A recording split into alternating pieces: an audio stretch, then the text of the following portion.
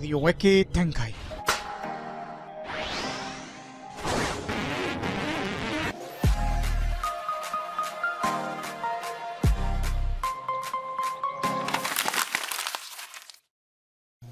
The domain and range of a radical function.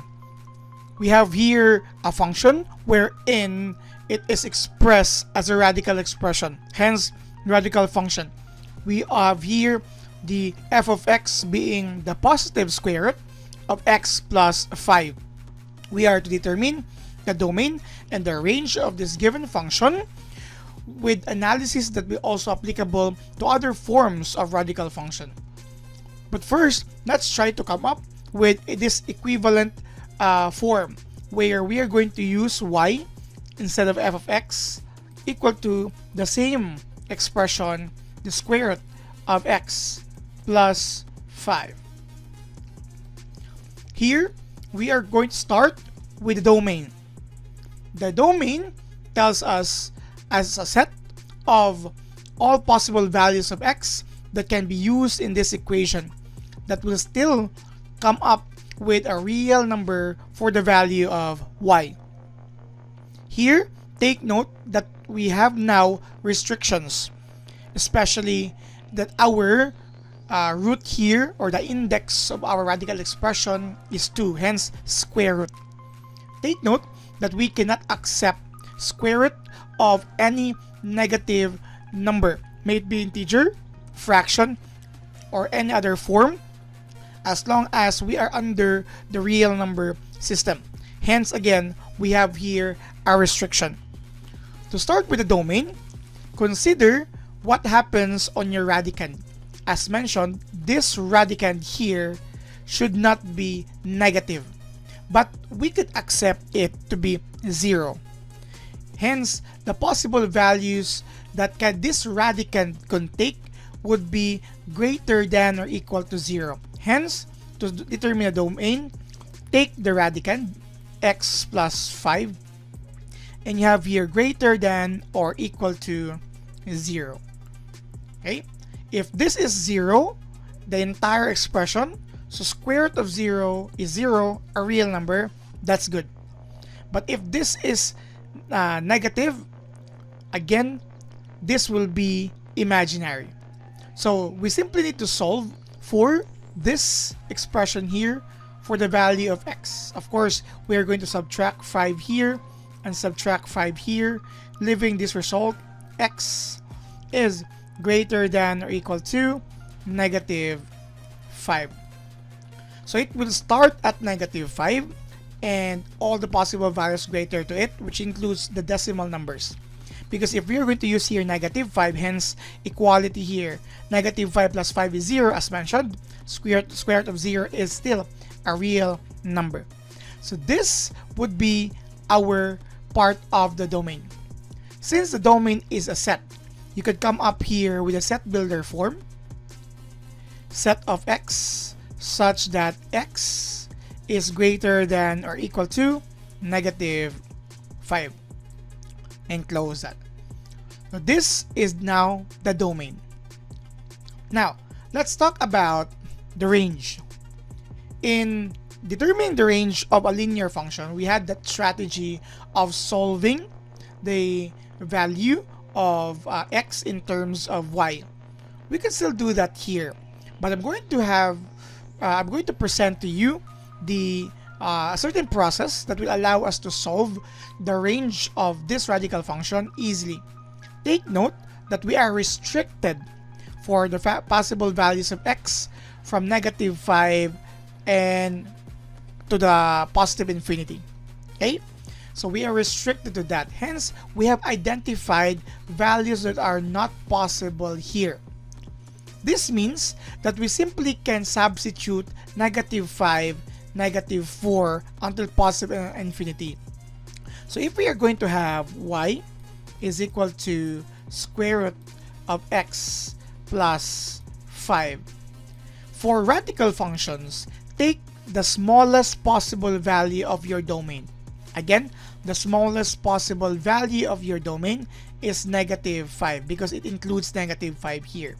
Once you substitute that here, so you will have square root of negative 5 plus 5. You will have here y is equal to square root of 0. You will get a result of y is equal to 0. This is the result when using the smallest possible value of x on our domain. If we're going to use negative 4 plus 5 is 1. Square root of 1, so you have 1. If you're going to use here 10, okay, 10 is possible. 10 plus 5 is 15, so square root of 15 is also possible. So with the least possible value of x being negative 5, the least possible value of our range is 0. But it doesn't just include 0 because this is the smallest. In short, our range here would be the possible values of x greater than or equal to 0.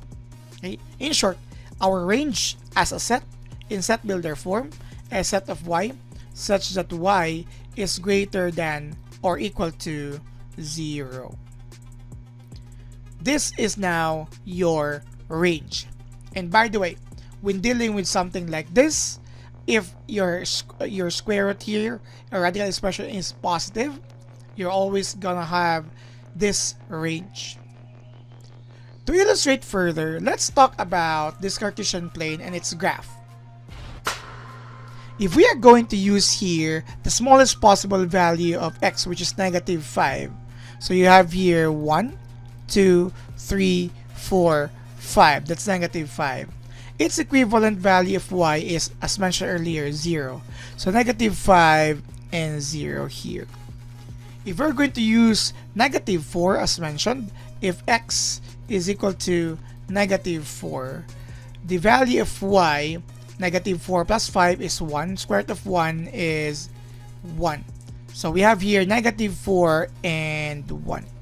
Take note that this is a radical function, hence the graph is not aligned. So we might need additional points. Let's try to take points which are actually integral in value, so we could plot here the correct points. What if x is negative 1? Okay. If x is negative 1, that's negative 1 plus 5, 4. Square root of 4 is 2. Negative 1, you have here 2. Let's, okay, that's y equal 2. Let's have another point, last one.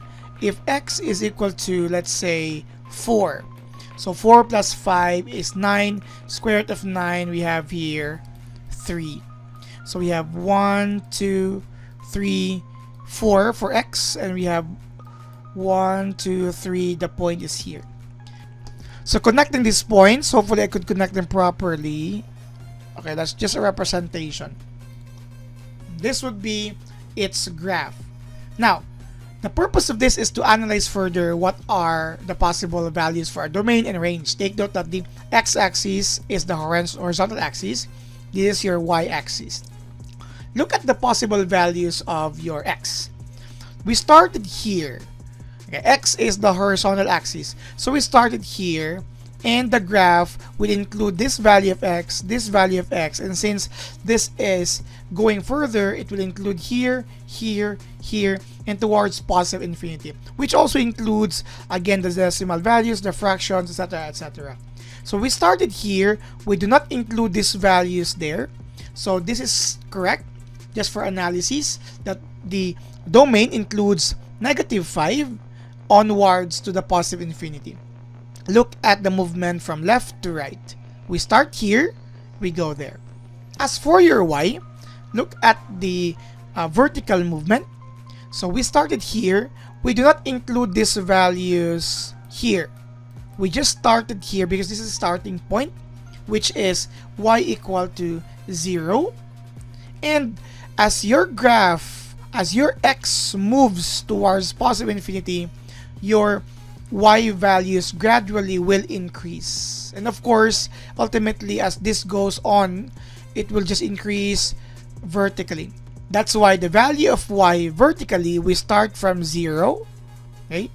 And then 1, 2, 3, and so on and so forth. Hence, this range. So this means, from this graph, our domain and range for this radical function is correct. For the next functions, please do not forget to like this video, share this, comment down, and subscribe to our channel. This is for us to expand our domain further.